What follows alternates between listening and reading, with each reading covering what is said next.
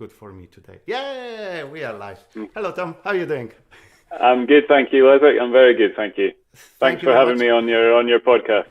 Oh well, thank you very much for joining me. It's awesome. When I approach you and I approach your business, your First Aid Training Cooperation, isn't it? Yes. Cooperative, yes. First Aid Training Co-operative. Yes. I thought I would be talking with someone local, and then it turns out that you are like far away. Where are you now? Where are you now? So yeah, I'm speaking to you from the mountains of Italy, which is where I live. But yeah, I grew up in Fife, so I grew up in the north of Fife. So yeah, quite local to where you are now, not too far away. So we are similarly right on the river, but the River Tay instead of the River Forth. Okay. So I was just about to say that we could see each other if you were, but no. No. I've got amazing view on the Fife from this, and it's like people in Fife on this side, they got amazing sunrise because we are facing north, and we never see, like in the winter. That's all. I'm not gonna see any light anymore because the light is behind me, and that's us. Yeah. So you get a sunset. You must. Yeah. Yeah. So tell me, what's make you to open? Because we're gonna talk about the water safety mostly, and about first aid and all water related topics. But before we started, just could you tell me a little bit more about yourself, about your business, and how this started, and why you decided to open your business? Okay. Yeah. So my name's Tom. I am originally, as I say, grew up in the north of Fife, and I went to school there and what have you. And when I finished school, I went away in the summer seasons to become a water sports instructor. And that came about because all throughout my childhood, as I was growing up, I used to do a lot of sailing and windsurfing, and I used to spend a lot of time on the water down in the River Tay, and also in other places too, on the west coast of Scotland. And so my father and my grandfather were both very keen sailors, dinghy sailers, and my granddad used to have a small yacht that we used to mess around in. So I as I say, left school and went to become a water sports instructor, which originally was in the south of England, down in Poole Harbour. So I did all my training there, and that then took me to the south of France for a couple of years. So I did a couple of years there, and then eventually on to the Mediterranean. I did a lot of seasons teaching and managing water sports centres out in the Mediterranean. So I worked in Greece for a couple of years, and Spain and Croatia, and all over the place. And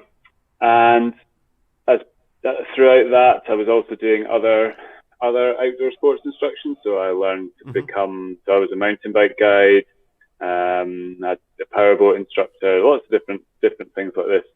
And in the winter, I generally went skiing. So I slightly lived a bit of a stereotypical ski bum, beach bum kind of life for quite a long time, actually. And as part of that, when you're qualified to teach things like water sports or mountain biking or skiing or any of these kind of sports, you have to do a first aid qualification every 3 years. And this has to be the specific outdoor first aid course, which I think is the one that you did, Leslie, in Edinburgh recently. And I was doing it every 3 years, but also being an instructor, being a teacher, and a sort of coach. So after a while, after your fourth or fifth first aid course, when you're on the other end of the learning, you start to think to yourself, I could be teaching this. I've done this enough times. And it was actually a friend of my wife's father who suggested, he was a first aid instructor, and he suggested to me that it was a good business to be in, because by that time my wife and I had stopped being ski bums, and we'd moved back to Scotland. So we came back to Scotland, and we were working. I was still doing outdoor sports. I worked for a long time over at Lochar Meadows. Some of your listeners might be quite familiar, just over in the south of Fife. So I was running a lot of sailing water sports there and such like. And he suggested that first aid training was a good business to be in, because the problem with being an outdoor sports instructor is that it's very seasonal. So I would work quite a long summer, sort of 3 seasons summer, and then the winter you do very little. And in Scotland, the ski industry is not nearly consistent enough to guarantee earning every year. So I was doing all sorts of bits and pieces to make the business work and to balance out the seasonality, I guess. So becoming a first aid trainer was a really good fit, because your clients are the people that you're already teaching, especially in the outdoors. You're saying to them, this is a good idea for you to be able to patch yourself up, and your colleagues all need the same qualification that you can then deliver. So it made sense, and I became a first aid trainer. Can't even think now. Must be 12 years ago, I think. 12 years ago, something like that. That's the kind of origins of it. And I was running first aid training alongside the other businesses that I was doing, the other coaching and instruction and what have you. And gradually what happened was that first aid training, because it is actually a really good, consistent business model, because people have to come back every 3 years. There's lots of regulation that says you must be first aid trained. It's not like, I suppose personal training, or that's a choice. You don't have to have a personal trainer. You don't have to have mountain bike instruction or sailing instruction. But first aid training, there's a lot of regulations that you do have to do that. So people, your clients tend to come back to you after 2 or 3 years, which is fantastic. So after a while, that side of the business really grew, and we kind of took it from there. So that was a long time ago, but the First Aid Training Co-operative, as we are now, then came about because after sort of 6 years or so of running a first aid training business myself, it was becoming a bit hard to manage, essentially. So I spoke to a chap I knew who's now my co-director, and we were in the same sort of situation. We'd both built up a business that was getting a bit too difficult to manage. A lot of late nights doing administration and sending invoices and those kind of things. And so we joined forces, created a cooperative business, which meant that we could share our join forces and share the administrative workload, share the cost of employing people to help us, share the cost of marketing, all those kind of things. And in doing so, we could concentrate on delivering really high quality training, because we weren't having to worry about the late nights doing the admin. We could worry about the quality. Talking about the quality, I've done a lot of different trainings in my life. It's none of them. It's kind of hard to compare because none of them been outdoor. But the training I went to you guys, it was just incredible. And Joanna, my wife, she did it as well. And it's one of these trainings that I really wanted to come back next day, and I really want to learn a little bit more. And I knew that I could actually use my skills on the things and in different scenario, where before, especially when you do the first aid for a work environment or for office, it's tend to you tend to sit for 6 hours and someone talks to you and you never touch anything. Unfortunately, that's often the case. Yeah, so the way you delivering this, guys, it's just incredible. So I can, I'm very confident at this moment that if something happens, because we've done this so many times in different places, that I will be at least I will know that's what's the first steps, at least couple of first steps. So that's good to hear. That's good to hear. Well done. So is it your idea how the course is run, or it's like you came up together with it, like with your other director? Yeah, it's something we've come up with together. We put together our experience from delivering our own courses, and obviously we did things slightly differently. but we both came from the same first aid training background. That's how we knew each other. So we had a good idea of what we liked about the courses we were doing and what could be improved. And now that we were creating our own courses, we could really, there was no one else telling us that there is obviously there's a set list of content and assessment criteria and such like that need to be in there, but the way that we deliver the training, we could adapt it to whatever we thought was the best way of doing that.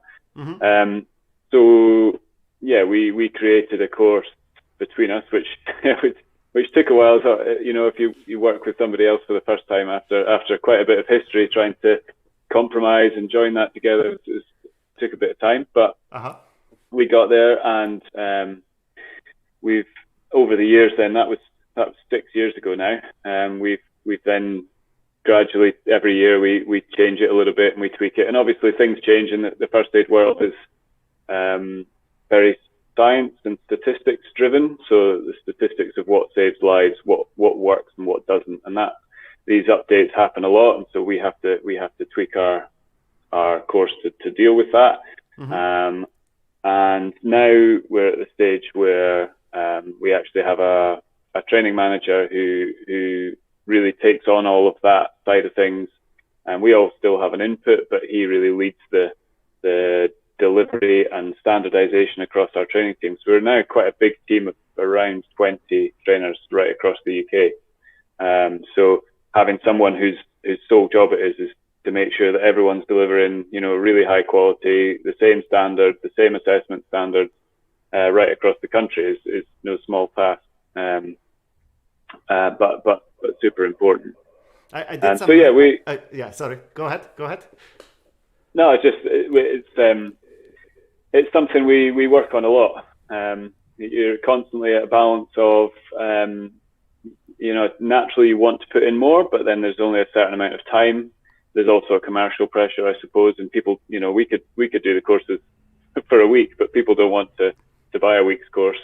Got, the regulation is it's a 2-day course, so we try and fit, what's realistic into 2 days and what people are gonna take away, because if you give too much, they're not going to remember, all of that. That's true.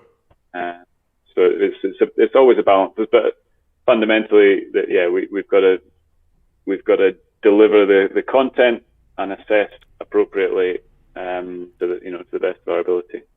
Okay. I think let's leave the business aside, because we could talk. I'm the business owners as well, and we could kind of talk about this forever probably. But I know that, and I told a couple of my friends that we're gonna talk mostly about the water safety, and that's something which is super close to me, as I'm spending a lot of time. I'll show you I just live next to the water, and I kind of swim every day, and I see. For last couple of months during the lockdown, the number of people who swim, it went up like 1,000 times probably. Because 2 years ago, I would go on my own and there would be no one on the beach. Now, every day I look out, there are maybe not thousands, but there's a lot of people down there. Yeah. So, we've been very lucky in Edinburgh that we didn't have any major accidents happening, which is awesome. But you are a good person to talk about what do you like in the water, especially now in the winter. What is super important when you want to start swimming? From the point of view of the first aider, what's your first when you're going to the location like this? What would you think? What's your mind are thinking? What you checking for? So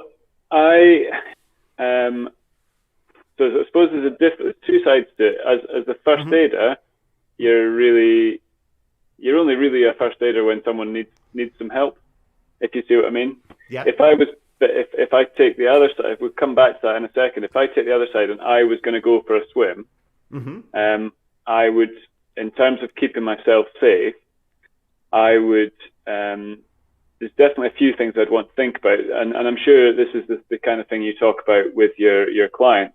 So things like making sure you're going in at the right point in the tide, because there's a big current in the Forth, and so you don't want to go swimming when the current is its most powerful, because it's just going to be really hard work. And if something did go wrong, you're going to end up, in Norway. So maybe not Norway, but you're going to end up a long way away very, very quickly if something does go wrong. And fighting against that current is really challenging. So making sure you know that you're going in, I would say what we call it slack water, don't we? Just either side of high or low tide. So find out when the tide times, what the tide times are, when is it high tide, when is it low tide, and try and go in for your swim as close to that point as you can. And that's when the water is moving the least. So that would be the first thing I would be thinking about in terms of just making sure it's a safe situation to go in. And also obviously, the weather, is it particularly choppy? Is there a big swell running? So is there big waves coming in off the sea that's going to make life a lot harder? Is there, if in that case, is there a better place? Could you go the other side of the pier where it's a bit more sheltered? And that kind of, so just choose wisely, I would say, rather than just diving in. That would be the first thing. And I think that's advice that would stand up for any sport on or in the water. You're gonna hear the same thing whether you're kayaking or swimming or diving or sailing or anything. I think the next thing I'd be thinking about myself is, so I tend to always think about things as I want to plan for the worst and hope for the best. So I'm hoping that this is going to be a great swim. I'm going to go in, I'm going to feel really strong, I'm going to swim really well, I'm going to come back out, I'm going to feel really good, I'm going to go and get a shower and everything will be fine. And I'll be, quite happy for the rest of the day. However, if it doesn't go quite according to plan, then how am I going to be able to look after myself? What's going to happen? So maybe making sure, first of all, before you go, that you've told someone where you're going to go and how long you're planning to be. So, right, I'm going swimming at the beach. This is the beach I'm going. I'm going to be swimming for half an hour and I'm going to come back out, and you can expect to hear from me again in, half an hour. The longest 35 minutes, 40 minutes. Yeah, so that someone is actually looking out for you just in case something goes wrong. That would be, and that is similar to any outdoor environment, any outdoor sport. Where especially when you're on your own. On that point, I think swimming with somebody else is probably always a good idea, unless you're really pretty experienced, just in case, and you've got someone watching your back. And the other thing I would be thinking of in terms of planning for the worst is having some, your kit bag. So you're lucky, you're looking out your window at where you're going to go swimming. So you can be back in the house with a shower and warm clothes and a hot drink and all the rest of it immediately.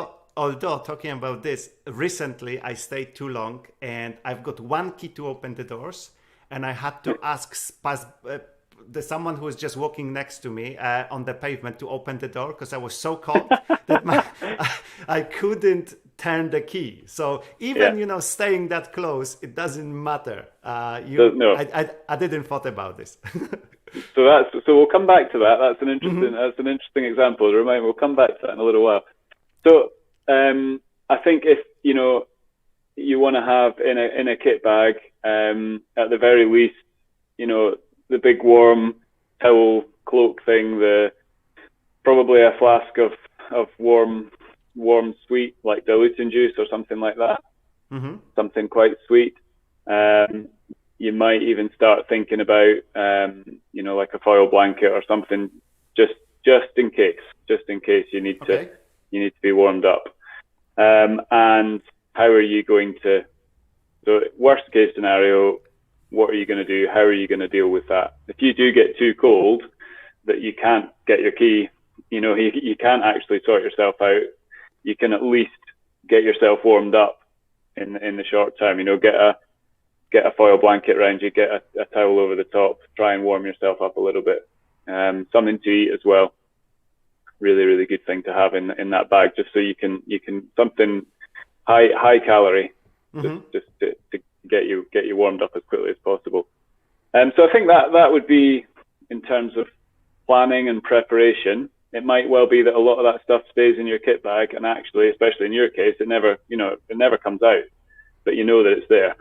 And if you ever needed it, you know it's there. And that's kind of that's kind of good to know, isn't it, in the back of your mind. Mm-hmm. And I would guess, go on. No, go ahead. I was just going to say, I would certainly guess with the open water swimming sessions that you're doing, that's the kind of, you've got a bunch of kit there that you can call on if you need it, if someone gets in trouble or you need to give them a bit of help. Because that's quite an organized session, isn't it? So. Yeah, but also when I go on my own, I always, even though it's very close here, I'm always trying to wear some stuff on me and be a little bit more prepared, because you never know. Mm-hmm. Sometimes, even chatting with someone for 10 minutes outside, it's too much. So that's my another question. Is there any way to know how long you can stay in the water? Because I know this is the question people always ask. In terms of what are the signs that you should go out? Is there anything like this or? Yeah. So there's a good question. So I guess the next sort of step in understanding the water, especially cold water, is what happens to your body when you immerse yourself in cold water. Now, generally, there's 3 stages of what happens, and people often think, and it's a common misconception, that hypothermia is just what happens really quickly, and that's quite scary. Actually, that doesn't happen for quite a long time, and there's the stages that happen before that. So in first aid terms, we tend to break it down into these 3 stages, and it's a 1, 10, 1. That's the kind of way we remember it. So the first one is 1 minute, and within the first minute of immersing yourself in cold water, what can happen is called cold water shock, which I'm sure you've heard of before. And that's where you're not accustomed or acclimatized to the water, so it would be more likely to happen if you were to fall in, unexpectedly. It probably wouldn't happen to you because you're swimming in cold water every day. But to someone who wasn't swimming in cold water every day, it would certainly have an effect. Now, this can happen in water. Cold water shock can happen in water that's anything under 15 degrees, roughly, as a guideline. So it's there's not much. It's always in Scotland. Well, always in the UK. There's not much water in the UK that's over 15 degrees.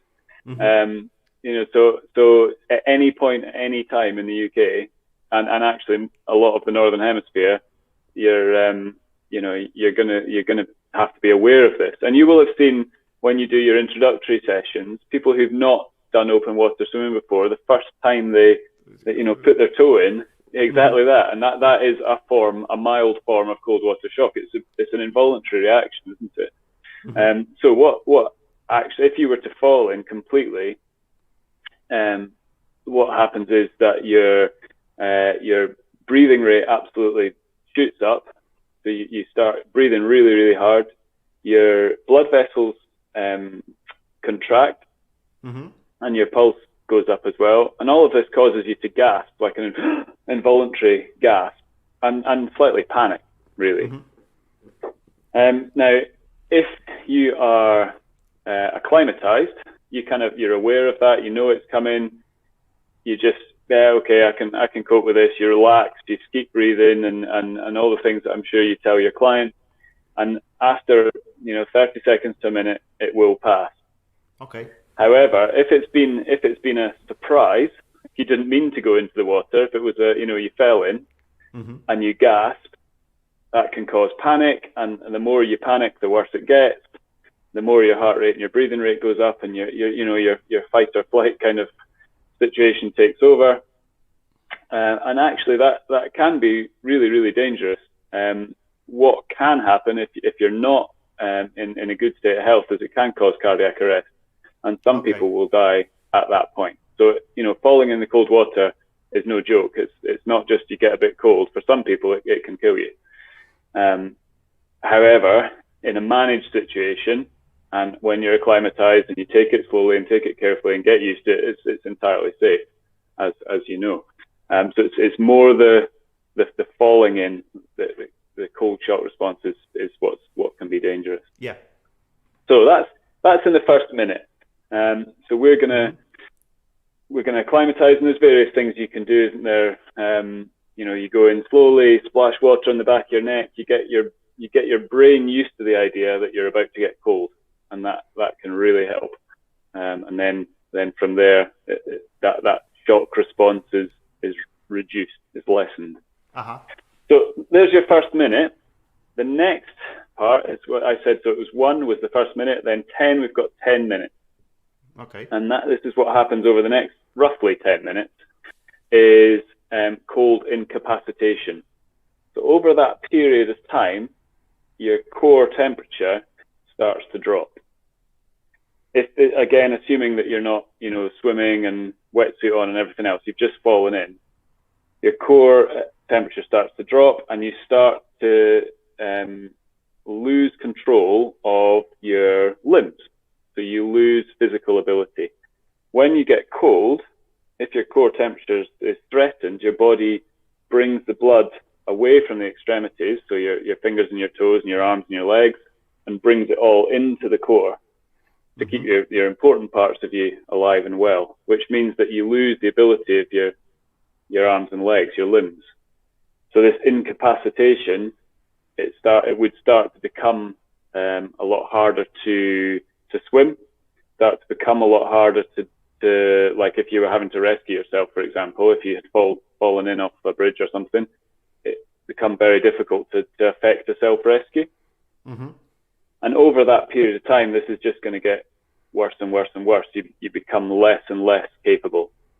So back to your question about when have I been in the water too long, when you start to feel that actually swimming is getting difficult. Bringing my arm over to make another stroke. If I have to start doing something, especially a good way, so the ability to use your fingers with your key in the lock, that will come before the ability, or you'll lose that before you lose the ability to use an arm, because your fingers are more of an extremity. So if you want to do a quick, like how dexterous am I? How can I still use my fingers, or are they gone completely numb and I can't feel them? At that point, it's probably time to get out. If you're in control, you're swimming, and we see this a lot with triathletes. So they're used to getting in the water. They don't have the cold shock response, but if it's a particularly cold swim, quite often they'll be getting pulled out after 10 minutes, 15 minutes, because they just can't swim anymore. They're just losing the ability to swim, and that's that cold incapacitation. And the kayak goes over to them and pulls them out. So that's what's happening there. They're much less likely to suffer the cold shock response because they're acclimatized. But the water was maybe a bit colder than they had planned, or they've been stood about in the start line for a while, so their core temperature was a bit low anyway. They've been waiting to dive in, and they weren't as sort of prepared as they could be. I just remember this race which I'll never forget. It's called Keltman. It's up north in Scotland, in Torridon, and I did it a year ago. It was my first I did a couple of Ironmans, but this was like extreme, and you would love to see these people like us being pulled out of the water at the end of the swim. The swim is like 3K. You swim like 40 minutes, maybe something like this, and then you cannot change. There are people, your friends, who are pulling the warm water on you, and you're like this, and then you need to take off the clothes. It's ridiculous. I've never been that cold in my life. No, so not a particularly safe or healthy place to be. You're glad that your friends are there for sure. But it's really, really scary. So you've got this 10 minutes, and then I'm really interested in the last minute. Is it 1 minute at the end? Or? No, so then the last one is 1 hour. Okay. So we've got 1 minute and then 10 minutes. These are all very approximate, but it's an easy way to remember. 10 minutes cold incapacitation, which consistently gets worse, or it keeps getting worse. And then around about an hour and it massively depends on the person, on the water, on the conditions, all the rest of it. But roughly an hour is where people will tend to lose consciousness due to hypothermia. Okay. So that point is obviously, extremely dangerous. That's massively life-threatening. Hypothermia will start to set in quite a long way before that, but it's quite a blurred, when does cold incapacitation become hypothermia? It could happen at any point, and without a thermometer, you don't really technically know. But gradually, they're just going to get colder and colder and colder, and it's somewhere around an hour usually for most people is where they'll lose consciousness. So what's happening? Because it's happened to me a couple of times, and I hear stories, people talking about this. At some point when you're in the cold water, you start feeling warmer, which is like a false sense of warmth. Do you know about this phenomenon, or is it just your head is making this up? It could be. I wouldn't like to say what's happening, at a physiological level, because I'm not that sort of that well qualified in that way. But it could be to do with circulation, a bit like when you. So a good analogy is maybe if you've got really, really cold hands one day, and when they suddenly warm, you get the hot aches, and the fingertips warm up again. It's just the blood flow filling them back up again, and the circulation is returning. And it might be that you're passing a point where actually because you're swimming, you're generating enough heat, you're building up warmth throughout your body, and it's not just in your core anymore, and it's spreading back out to your limbs and your extremities. That would be my guess. Okay. I'm as I say, I'm not much of a cold water swimmer, and especially not living in the mountains now. I jump in a waterfall now and again, but I don't go swimming in the sea very often. You must have really good legs out there to swim. Yeah. Well, not so much near here, but yeah, there are some. They're very cold, glacial lakes. So let's just imagine that I went to the water. I drop off the cliff or something, and I'm in the water. I'm getting very cold. And I'm feeling I need to get out. So probably the first thing for me to rescue myself is to go out. And then what's the next steps? So the first thing, if you can rescue yourself, is to get out. And you've got to be careful, because when you're in, and you'll know when you're in the water, the shore looks a lot closer than it is. So you think if you've just fallen in and you're not prepared to swim, you think, I could just swim to there. And often people think they can swim, but they don't make it because it's much, much further away than they think it is, especially, if there is a bit of current or if there are some waves and it's quite difficult conditions.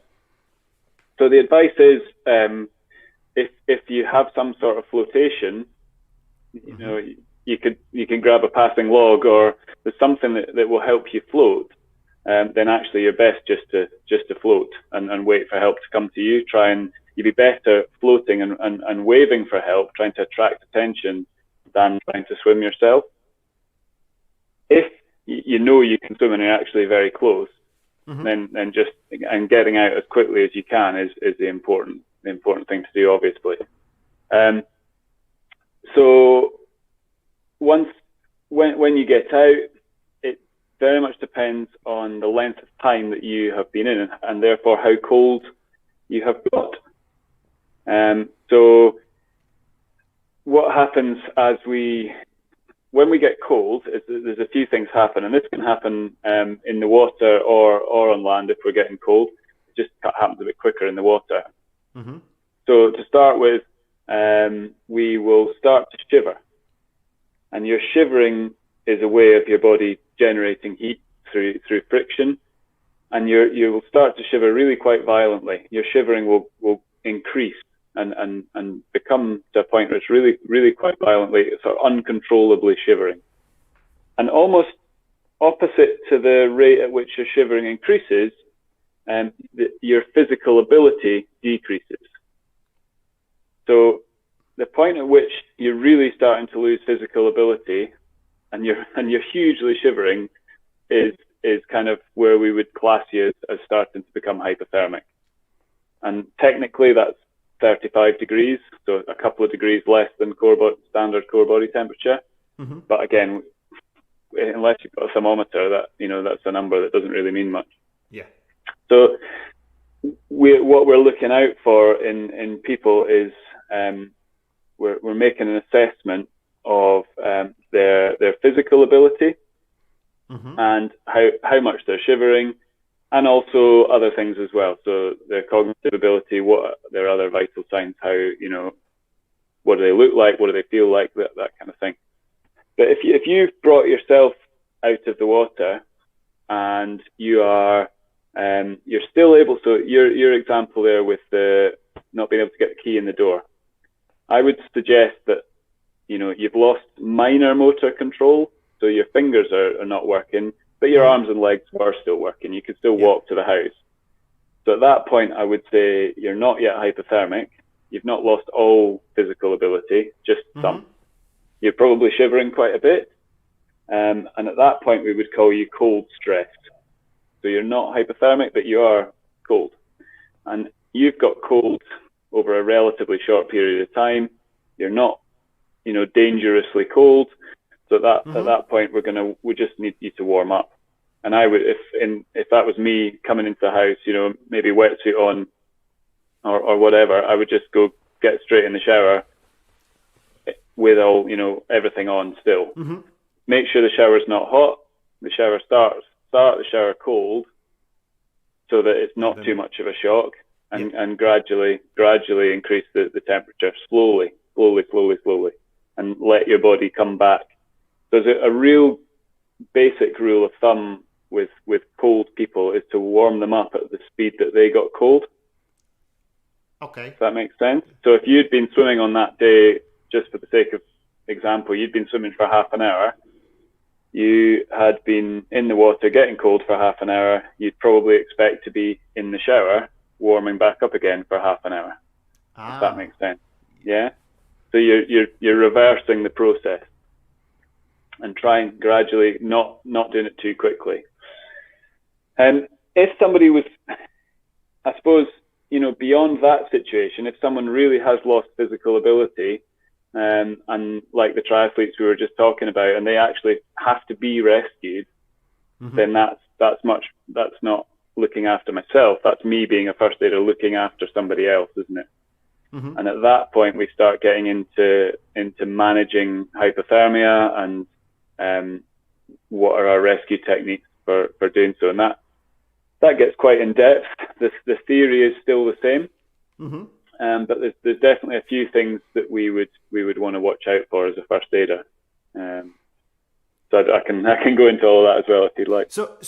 But let's consider, let's think that people who are watching this, they are not first aiders, and they are like just regular people who are just to see someone struggling in the water and then not moving, and they taking this person out of the water.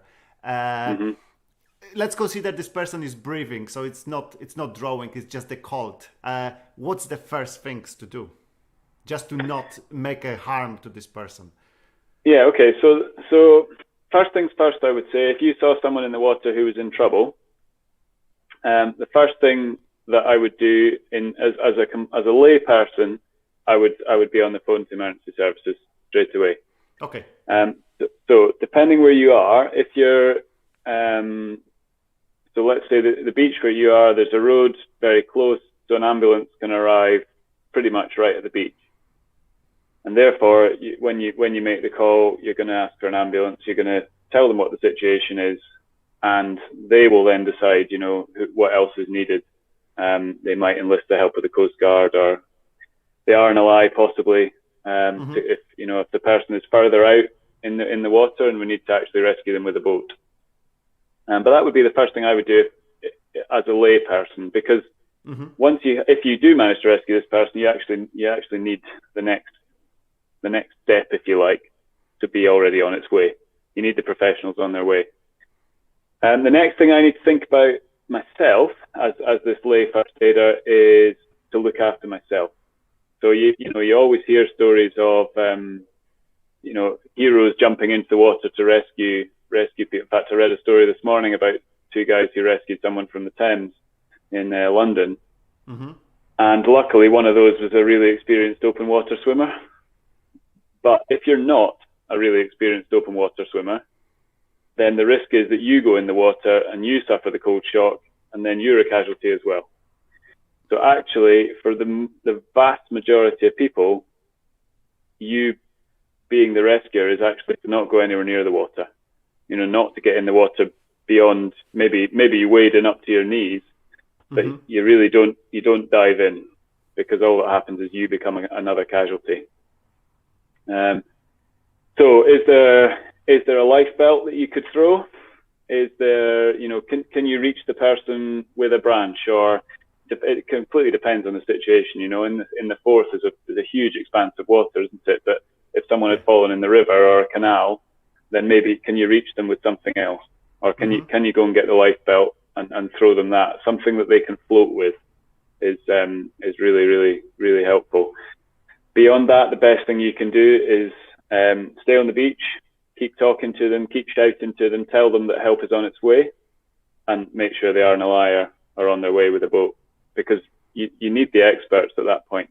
Remember that this person, I suppose you don't know how long they've been in the water, but if you can tell them just to float, to stay still, to not struggle, not panic, and that help is on its way, you've actually got quite a bit of time, or they have quite a bit of time, you know, before they're likely to really, really go downhill. We said it was roughly, again, depends on the person, but roughly an hour before people will lose consciousness. So that's quite a long time. So the best thing you can do is, if you see someone in trouble in the water, the best thing you can do, especially if they're a bit further out, the best thing you can do is call for help, and keep an eye on the person, keep watching them, so you can see, try and shout to them if you can. So I would say that's the first thing. If you do manage to pull somebody out of the water, if they're a bit closer in, so it has been a swimmer, and maybe they have made it back to the shallow water, but you can see them really struggling. Or it sometimes happens at surf beaches as well. People have been surfing and they make it back in, but they're really, really cold, and they're struggling out of the water, or they get washed in with their board.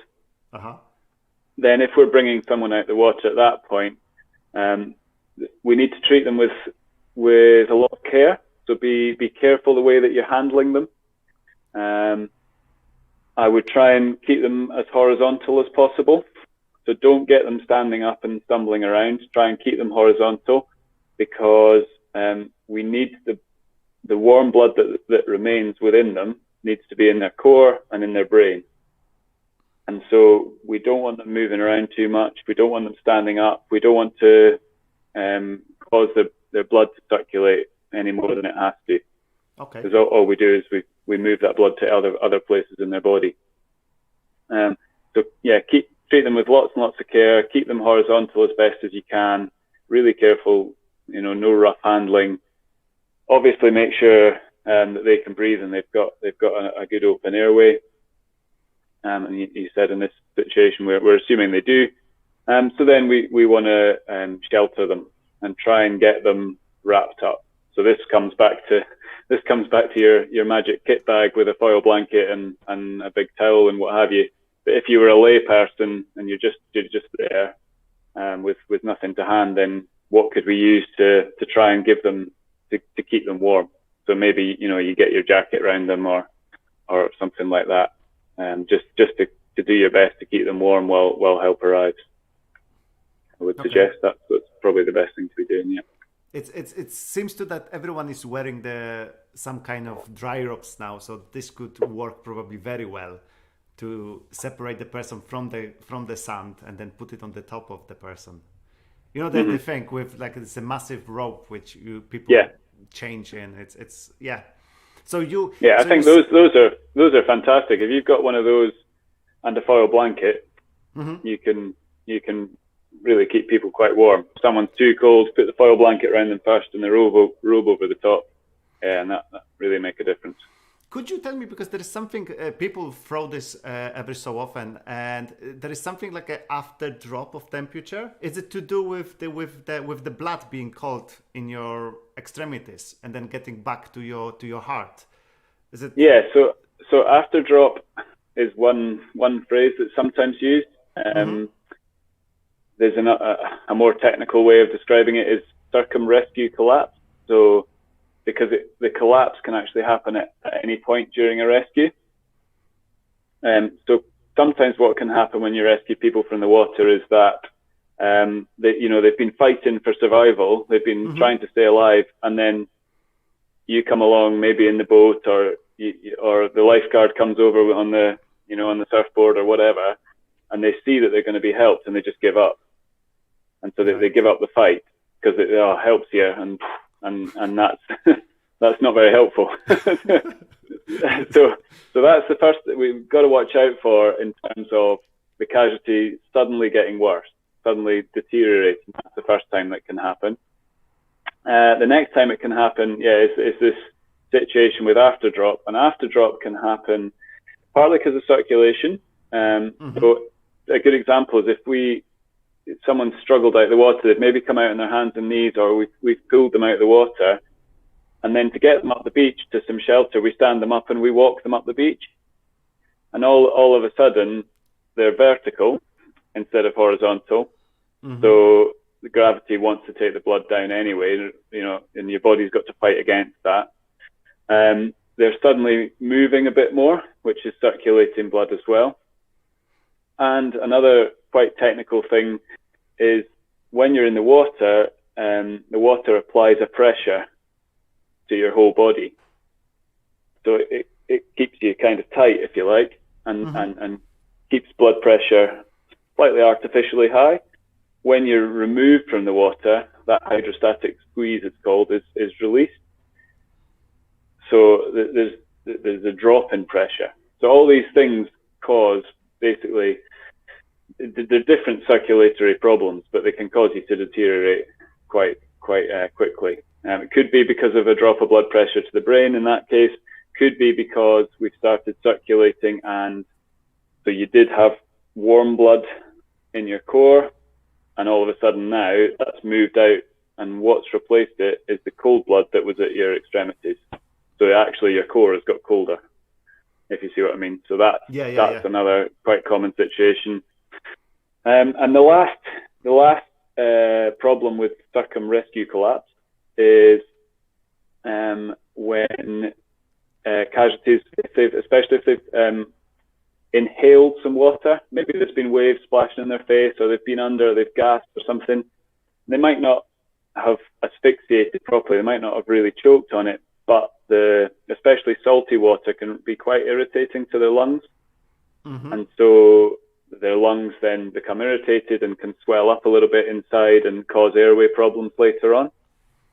So you hear of people who have been rescued from the water, and actually they're fine, and they get changed and they're on their way home, but then they start to have all sorts of airway problems on their way home, or could be overnight or whatever. So we've got to keep monitoring these people. Just because we've rescued them and they seem okay doesn't mean that they're definitely okay. We need to maybe keep an eye on them for quite a while. I think I know what you're talking about. There is something, especially now in the cold water, you do feel, I never had the asthma in my life, but it's when you stay long enough, you start getting this a little bit squeeze in your lungs. It's a little bit different, and you start kind of feeling that the things are getting a little bit tighter down there. So obviously that's nothing if you just going out, but I can see how this could get worse and worse. Yeah, and again, that is the physiological sort of reasons for that. I'm not really sure what they would be, but there's certainly effects that you feel. Okay, so we talk a lot about it. It turns out to be that we're talking only about the cold water, but there's much more risks in the water. The first one would be drowning, probably. But is it for someone who is on the beach and observing? Is this probably the same idea? You're just trying to call for help, isn't it? There's not that much we can do. Yeah, I mean, if I guess. In the context of a bystander, a lay person, someone who's just having a nice day on the beach, having a picnic on the beach, and they see someone in trouble, the best thing they can do is call for help, and like I say, and keep watching. And remember that the cold water, we talk about cold water because the water in the UK is cold all the time, even in the middle of summer.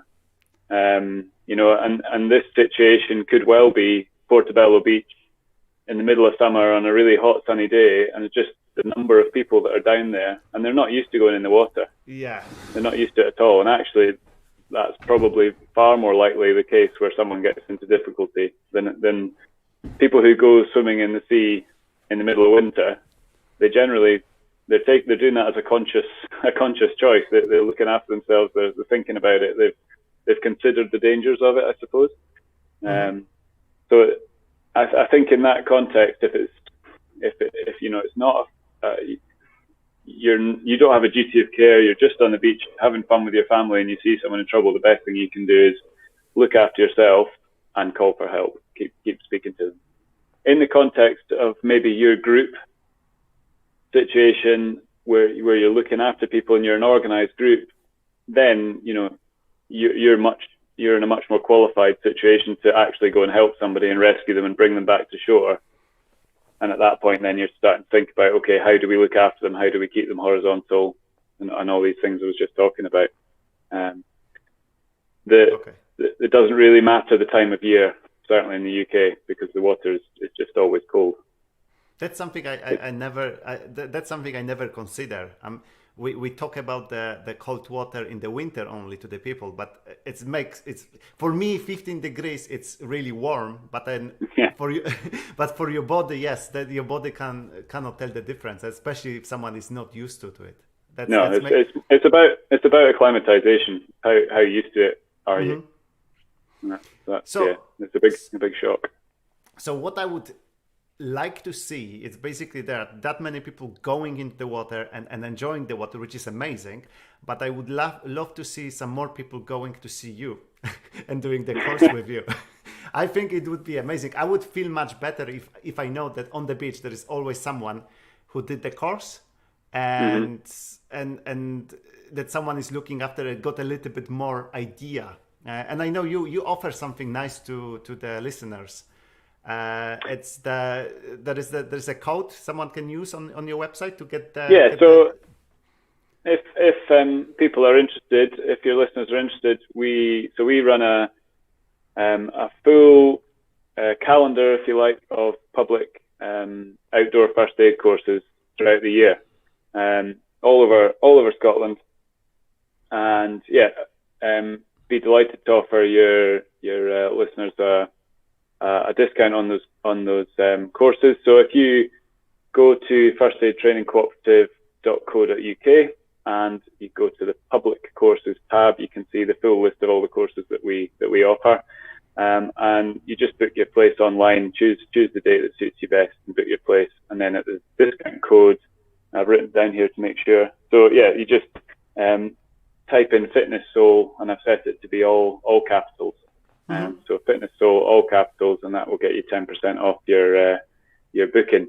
And we'll also extend that to if you would like to organise a course for your group or your swimming club, or whatever it might be. And we offer any type of course that you like, whether it's emergency first aid at work or first aid for sports and fitness courses that we do, or outdoor. Or we also actually do a specific cold water immersion rescue course, which is it's a half day, and we actually get people in the water and we see what happens when they get cold, and we bring them out in a really controlled environment, and we kind of use the people on the course so that they can experience what it's like to get cold and to get rescued and go through all this process. I would suggest that those courses are aimed, they're a slightly more advanced level. So if you've done maybe an outdoor first aid course before and then you're interested, but if, as an open water swimming club or a triathlon club or anything like that, they're really aimed at those groups. So we come to your venue and run the course in your location, so you can really look at how to do it properly. And again, any of those private courses, we call them, you just need to drop us an email or phone the office, and if you tell Lorna in the office that you've heard me on the podcast, we'll extend that 10% discount as well. So we've set that up for the whole of December. That's fantastic. So, gonna share the link and gonna share the code underneath this. Yeah. So people can do it. But I really like this idea that you guys coming in and it's like coming to our venue and kind of helping people getting organized here with the swim. I think it would work. I would love to do it. So I'm sure there's more people.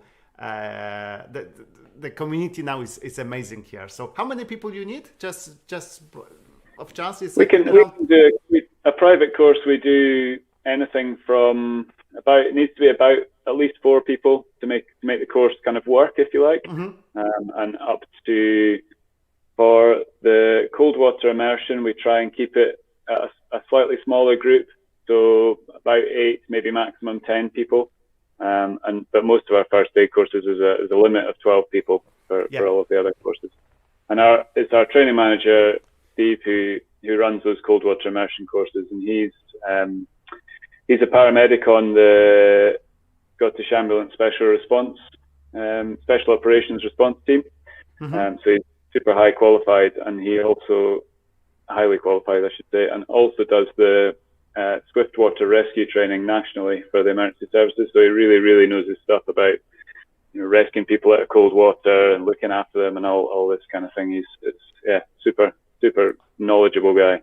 Awesome. I'm looking forward to it. I'm definitely gonna get started something here. And does it has to be December or we can do this in New Year as well?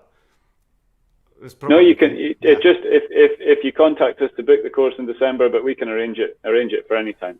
Okay, that's fantastic. I think that's it. We're getting to 1 hour. Unfortunately, I've got another thing to do. It was awesome to have you. I think we could chat again. Talk all day. Yeah, because it's super interesting. There's so many topics we didn't talk about, but well, maybe in the future. I've got one question from the listener. There's Caroline Dyson asking. It's about the water. Is the hot shower the same like a tepid bath, or when you're getting warm up? I don't suppose as long as you are not hypothermic. So as long as you're just cold stressed and you've lost a bit of fingertips, but you can still function, then I suggest that's probably okay. Personally, I just prefer a shower. It's a bit more controllable than going in a bath. And